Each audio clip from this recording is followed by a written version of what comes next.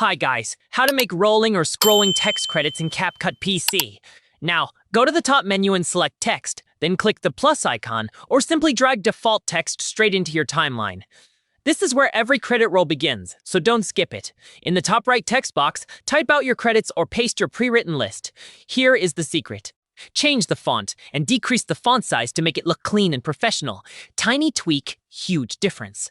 Move your playback cursor to the very beginning of the text clip. Then, in the preview window, click and drag your text downward until it disappears completely off the bottom of the screen.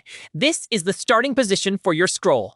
In the top right panel under Basic, scroll down to Transform and click the diamond icon Add Keyframe next to Position. This little diamond is what locks in your starting point. Very important. Move the playback cursor to the very end of the text clip. Now drag the text all the way up until it vanishes off the top of the screen. Watch closely because CapCut will automatically add the second keyframe to create that smooth scrolling movement. Keep watching for more CapCut tricks and hit subscribe so you don't miss them.